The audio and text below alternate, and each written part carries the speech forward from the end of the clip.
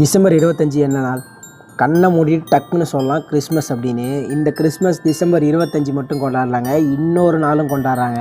அது எந்த நாள் அப்படின்னு பார்த்தீங்கன்னா, ஜனவரி 7.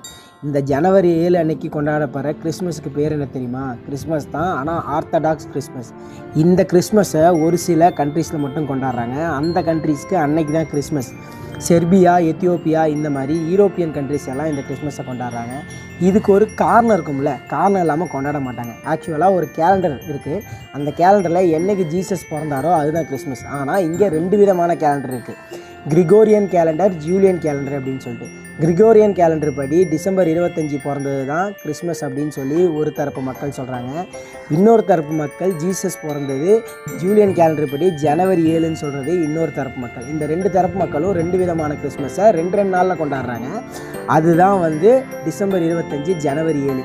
இந்த விஷயம் உங்களுக்கு பிடிச்சிருந்தது அப்படின்னா லைக் பண்ணிவிடுங்க. அது மட்டும் இல்லாமல் உங்கள் கிறிஸ்டியன் ஃப்ரெண்டு யாராவது இருந்தால் இந்த மாதிரி 2 நாள் கிறிஸ்மஸ் கொண்டாடுறாங்கடா அப்படின்னு சொல்லிட்டு அவங்களுக்கும் இந்த ரீலை ஷேர் பண்ணி விடுங்க. பை.